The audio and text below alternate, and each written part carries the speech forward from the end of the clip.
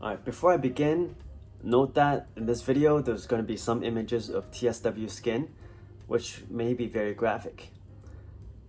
So hi, my name is Michael. I've suffered from topical steroid withdrawal for the past 8 years, and these are some images of how I looked during my flares.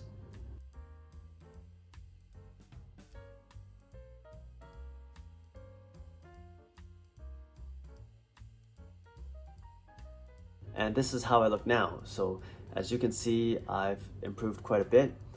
I'm creating a series of videos to share my knowledge of topical steroid withdrawal, and in the end, I'm going to compile it all into a comprehensive video. And because there's so many topics to cover, I won't be making these videos in any specific order. Note that I'm not a health professional. None of my content in my video is meant to be health advice. The information I'm going to share comes from me dealing with this for the past 8 years and compiling this information from various sources such as medical studies, some doctors who specialize in TSW, as well as many other cases reported by other patients. And in this video, I'm going to talk about treatments in general, as well as different tips to deal with specific symptoms of TSW. There may be some overlap with my other videos or the other sections, but it'll be the important stuff.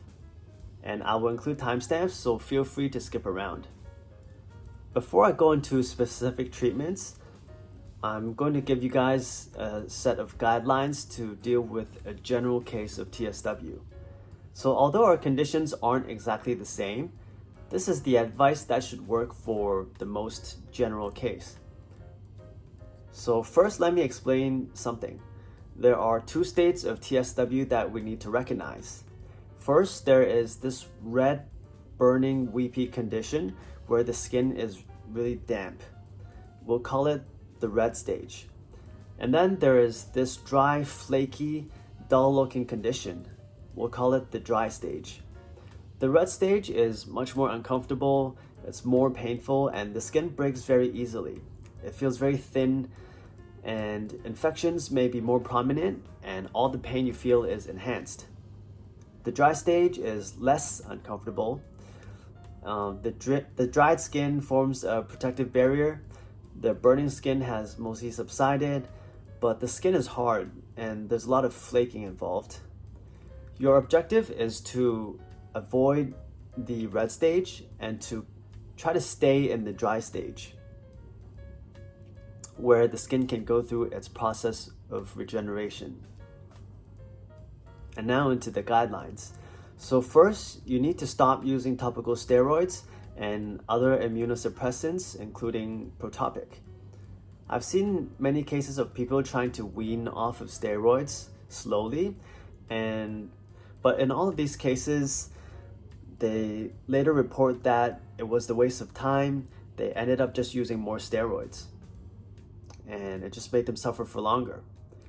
So weaning off steroids is more of a thing for oral steroids for people who has asthma. So I'd suggest you not try to wean, just stop using topical steroids first. The next step is something we call moisturizer withdrawal. We stop using all lotions, creams, oils, as well as taking long baths. So this sounds counterintuitive to most people who are new to learning about TSW. And although some patients claim that being moisturized helped them, I've read far more cases where the patient's rate of healing and overall comfort is much improved after this has been introduced. So moisturizers tend to keep us in the red stage.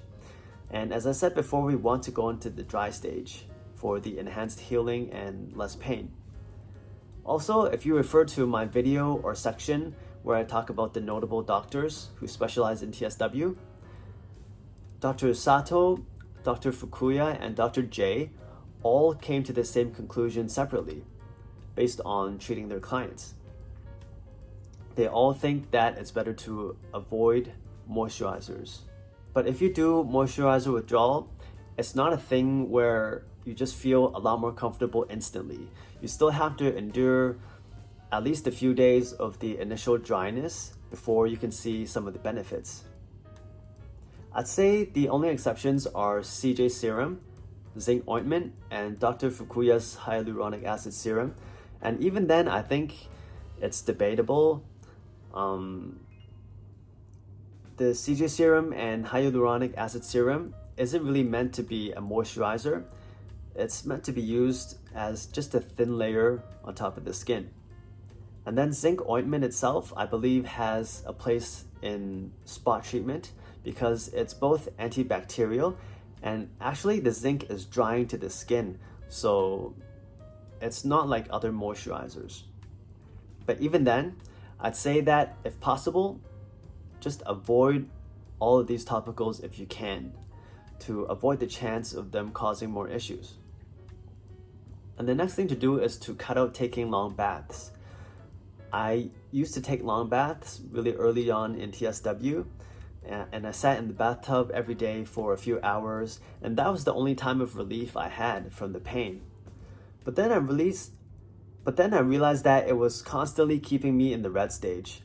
My skin was really easily cut open during that time. It felt really thin, and it was incredibly itchy and painful whenever I was not in the bathtub.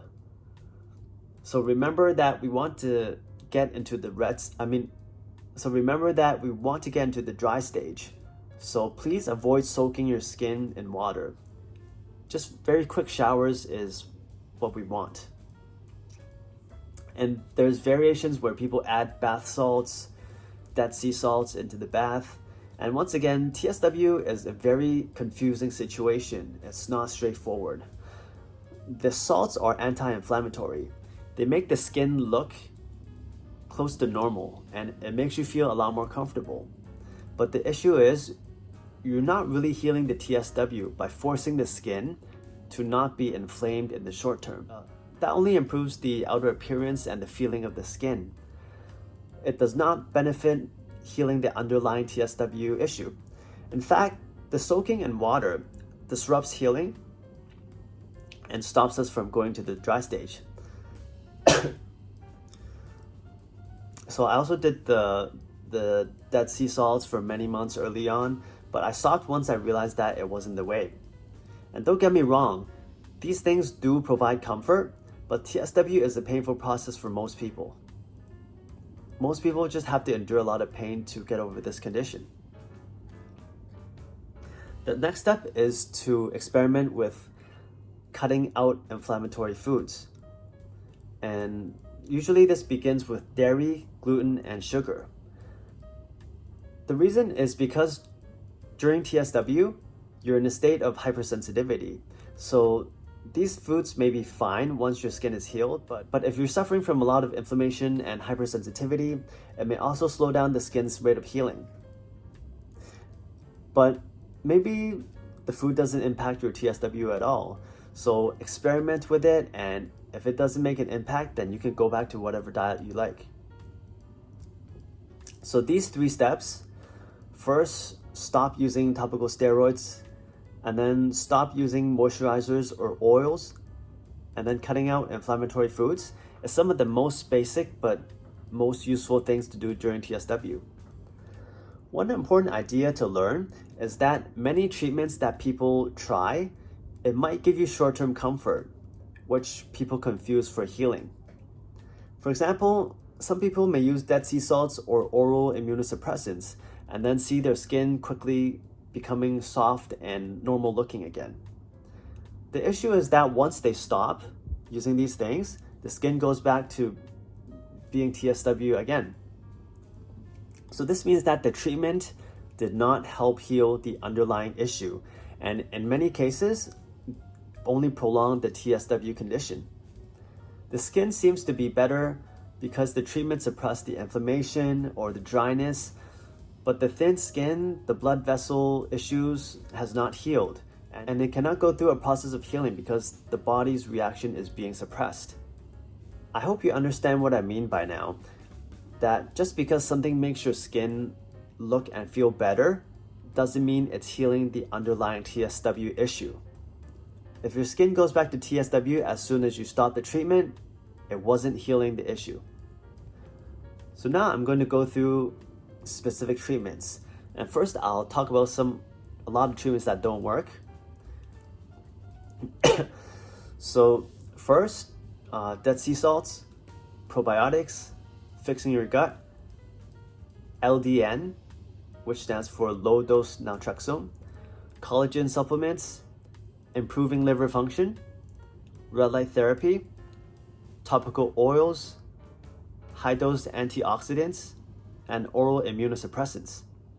I want to be clear that some of these things, such as probiotics, antioxidants, they can help lessen the inflammation. It may lessen the physical pain during TSW. It really depends on your individual case. Others, such as low-dose naltrexone, immunosuppressants, they suppress or lower the inflammatory response, but it may just be prolonging your situation if it stops you from going into the dry stage. I've also seen people very adamant that red light therapy is the way, but unfortunately it's something that they have to constantly do to maintain the condition. And once they skip a day or two, it gets back to being really bad very, very quickly. And like I said, our goal here is to improve the skin to a condition where you don't have to rely on some constant treatment. And many people have done this without any special treatments. So the issue I have is whether these special treatments create a situation where it's slowing down your body's own healing process. The tricky thing about taking collagen supplements and red light therapy is that they do in fact improve collagen formation while it is being used. But this benefit drops off right after you stop. This is according to medical studies as well as anecdotal experiences that I've read from many other TSW sufferers. So it's another case of people only getting benefit when they constantly use it. The skin itself is not actually healing in the long term. Lastly, there are exceptions in many cases. So in your own research, be sure to note the longer term effects of your treatments. Maybe one of these things can help you. I'm just saying that in a general case, you're better off not putting your hope in these things. Many people rave about these treatments in the short term because they think the skin is healed, but once you search their more recent updates, you can see that the symptoms have either returned very quickly or they're looking for some other treatment. And now onto what works. So very few things will give you dramatic improvements in TSW without artificially suppressing your symptoms. And here are the best. So first, there's NMT, no moisture therapy. And I also talked about this in the notable doctors videos or section. NMT is a protocol developed by Dr. Kenji Sato, who runs a hospital in Japan, and they specialize in treating TSW patients. NMT is basically a more intense version of moisturizer withdrawal. In addition to cutting out all topicals and long baths, they also limit the amount of liquid you intake from your foods and drinks. This helps the skin go from the red stage to the dry stage, and it also decreases weeping and inflammation.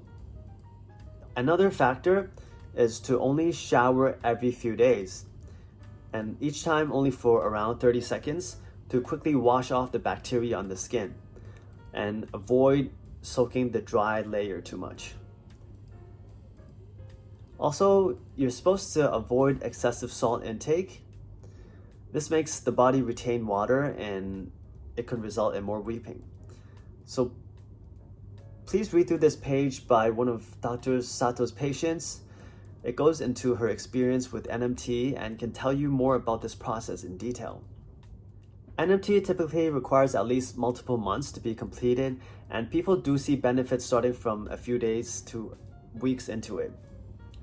There are also NMT groups on Facebook where people share their experiences, and do note that NMT has its dangers because it does involve limiting water intake, so Dr. Sato recommends doctor supervision if possible. I've read many cases where people spend years being stuck in a very painful TSW state and not seeing any healing until trying NMT and getting significant results very quickly. Although this is already one of the most powerful treatments for TSW, I've also noted that many people report that they're all healed. They even post their before and after pictures. But after a year or two, I see them come back and say they're in a new flare. So especially if they start drinking a lot of liquids. So in these cases, they either end up doing NMT again or they start looking for other treatments. So I must say that NMT may not give you perfect results, or you might need to do this for an extended period of time. But it's already one of the best options for TSW. To be clear, this doesn't mean that you can just try NMT and get out of TSW without any pain. You still need to deal with very dry skin, the skin cracking, possible infections, weeping skin, and so on, especially during the earlier stages of NMT. The other treatment is CAP treatment, cold atmospheric plasma therapy. I also talked about this one in the notable doctors video or section, and this is a laser treatment that's only available in 3 clinics. There's Skin Health Center in Singapore, there's Skin Solace Clinic in the UK, and there's a clinic in Bangkok run by Dr. J. This is a weekly treatment that spans several months. They use their own proprietary laser, and it's specifically designed for TSW patients. The laser increases the rate of skin proliferation to counter our thin skin and also kills some of the bacteria and fungus found in our skin. Since it's proprietary, I haven't been able to find too much outside information about it, but I do know that a lot of TSW patients had amazing results from it. I had this done late last year for 5 months, and it gave me some of the best healing that I've had in all of my 8 years. It's not even close. I had spots before the treatment that required daily bandaging because of the elephant skin and constant weeping on those spots. But since getting the treatment, I haven't had to bandage it at all for almost a year now. There are also a lot of before and after pics that you can see on these clinics' Instagram pages. I believe that this is the best treatment for TSW in general. It can potentially turn your situation around drastically. I've been digging through hundreds of patients' cases for these past 8 years, and none of the treatments they've tried had this sort of impact. I highly suggest that you look through some of these Instagram pages to learn more information. Having said that, I've also read quite a few comments where TSW sufferers said that they had this treatment and it did not improve their condition at all. So this is always a possibility. Lately, I've been seeing more and more people making content about taking a trip to Bangkok and getting this treatment. They share clips on YouTube as well as Instagram, and I believe that Bangkok is the cheapest option, so even people from the West are making the trip. And these are great sources of information if you're interested. So from everything I've read and learned, these 2 treatments seem to be the only treatments that are significantly useful for healing up your TSW skin quickly. And now I want to talk about a few other specific topics and how to deal with certain TSW issues. So the first one is weeping. The weeping and flaring we get results from too much vasodilation and leaky blood vessels, like I've explained in my previous videos. And we want to avoid things that cause vasodilation as well as water retention. So in addition to doing NMT, you can try to avoid foods such as hot foods, foods that are high in arginine, like chocolate, nuts, coconut water, and some other things like red light therapy, celery, and don't drink a lot of water in a very short amount of time. Because these are all things that cause vasodilation, which would worsen our symptoms. One tip I have is that if you drink a lot of water or you ingested a bunch of salt, you can undo some of the weeping resulting from that by eating a high potassium food, such as a banana. That should help you excrete some of that water and salt. And I did this many times during some of my worst flares, and I can say that it really works. But do be careful of high potassium foods if you have other health issues such as kidney problems. And when you have liquid on your skin from weeping, you don't want to wipe it away. You want to let it dry on its own, and it'll form a hard protective layer around your skin. It takes a lot of self-control to do this, but this is how they do it in NMT as well. Some people bandage their skin, but in general, it's best not to absorb the liquid. It's best to just let it dry on its own. You can stand in front of a fan to get it to dry as quickly as possible. The next thing is flaking. One of the most common things I see newer TSW patients talk about is scratching off and removing the flaky skin that's attached to them. It's quite itchy and uncomfortable, I understand. But be sure to leave them alone and don't take them off intentionally if you can. The issue is that there is new regrowing skin that's attached to the underside of these flakes, so removing them forcefully will cause new wounds, and it'll keep slowing down your rate of healing. And just like weeping, it's best to leave these flakes alone and let it fall off whenever it does. As you can probably tell by now, the general idea in TSW is to just let the body do its thing. Let it heal on its own. Most of the additional things that we tend to do, such as moisturizing, wiping liquid off the skin, removing flakes, removing scabs, these are all to be avoided if possible. Another issue that a lot of people suffer from is infections. These are often chronic and sometimes superficial. When it's superficial, it's something that you can't really permanently wipe out. These microorganisms already existed on your skin before you had the infection, but it's only growing out of control right now because the skin barrier is compromised. This causes a different type of itching and worsening of the skin in general. There's no one-size-fits-all treatment for this issue. The one thing I can say in general is that being in the red stage makes you more vulnerable to infections than being in the dry stage. One thing you can do is to get your skin swabbed by a doctor. They take some skin flake samples and put it under a microscope to identify what type of infection you may be dealing with. I've read many cases where people take antibiotics to try to deal with the infection. And hopefully it goes away after the first time. But I know that in a lot of these cases, for people who have TSW, we end up feeling great during the course of antibiotics, and maybe a few days afterwards, we're still good. But very quickly, the itch, the flares, and the infection comes back with a vengeance. I've also been in this situation myself several times, and to be honest, I don't have a great solution for you.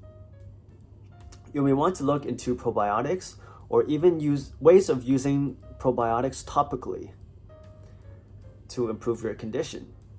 The issue with repeated courses of antibiotics is that not only does it wipe out the bad bacteria that was causing the uncomfortable infections, but it also wipes out the good bacteria that is usually there to help fight off the infection. And also it could lead to drug-resistant bacteria when you take repeated courses. And the other scenario that I've had to deal with several times is that after taking antibiotics, it wiped out the good bacteria as well. So some of the fungus that usually lives on the skin, that starts to overgrow, and that starts a new infection. So after the antibiotics, I get a fungal infection. And it's a similar issue. You take oral antifungals, it might wipe it out temporarily, but these infections just often come back. And in the case of fungal infections, You may control it with both oral antifungals as well as shampoos such as Nizoral or Selsun Blue. You can use these on the skin and leave it on for several minutes before you shower. I wouldn't recommend using antifungal creams, not only because it would have the effect of a moisturizer, but also because of our issues. Our infections usually end up being very widespread, and it's just not very helpful to try to spread a small tube of cream over these large areas every single day. Antihistamines. So in general, once again, avoid if possible. Doctors love to prescribe antihistamines as if it's harmless, and for short-term use, I agree, it's probably harmless, but there's also a lot of well-established information that says that antihistamines themselves often cause rebounds. You can search terms such as Zyrtec withdrawal, and we want to avoid this messy situation where you have this withdrawal on top of TSW. It just gets very messy. And the issue with antihistamines is that once it wears off, the histamines were not removed. There's still a high level of histamine in the body. So if you have histamine issues, avoid high histamine foods such as cheese, alcohol, shellfish, and fermented foods. And if you really want to take something for it, take high amounts of vitamin C. This one is something that you'll have to experiment with because vitamin C can also cause vasodilation. So for some people, it's great. For others, it could worsen our issues in the short term. But vitamin C itself is great for removing histamine. It is vital for your body's production of the Dow enzyme, which is what removes histamines. And it's also important in collagen production. Since vitamin C is a water-soluble vitamin, the only real downside is if you take too much of it, you get diarrhea. Apart from that, it increases your chance of kidney stones by a little bit, but overall, it's one of the safest things you can take. The other option is to take Dow enzymes before each meal, and that will help lessen the histamine coming from your food. Alright, now, supplements. Like many of my fellow TSW patients, I have multiple cupboards filled with various supplements that I've tried over the years. My stance on supplements is that in general, if you're not sure that you need a specific supplement, you might as well not take it. I see many people assuming that there's no downside to supplements, that it's just better to take it just in case. And the issue is that taking supplements can have other effects on other functions of your body, such as your liver function, and that would cause an unnecessary burden on yourself. Especially for things like multivitamins, if you follow a decently healthy diet, you're probably not running low on any vitamin B or copper or zinc. You might want to do some blood tests to measure some of these levels if you want to know for sure.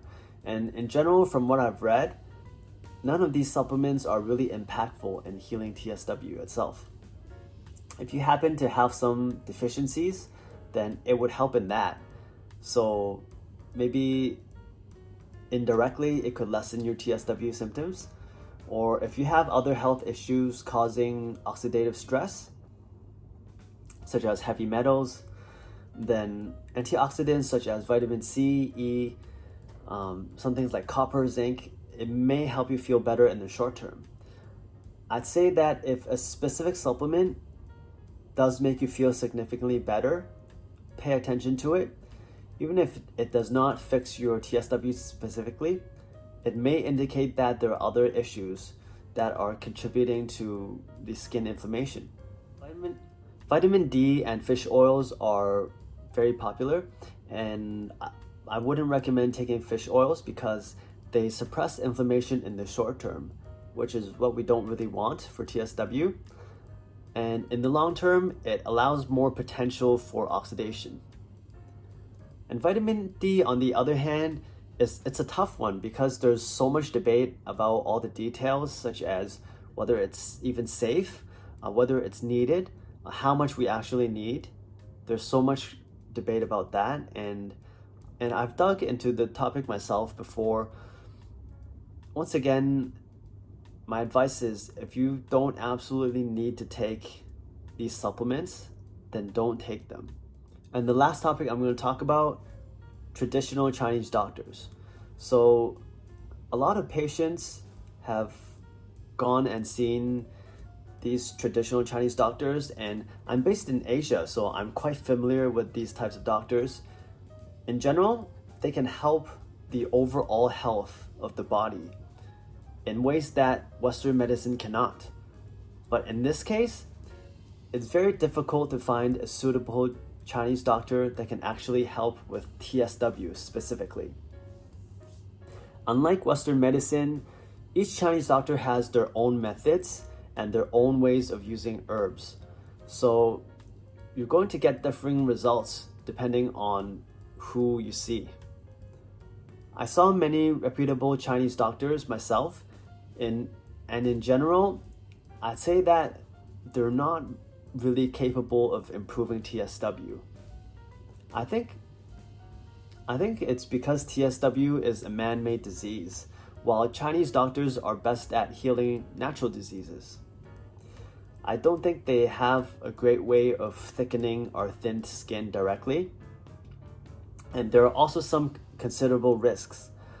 I know that there was a prominent TSW group a few years ago, and everyone in this group went to see this one Chinese doctor, claiming that she was able to heal their skin.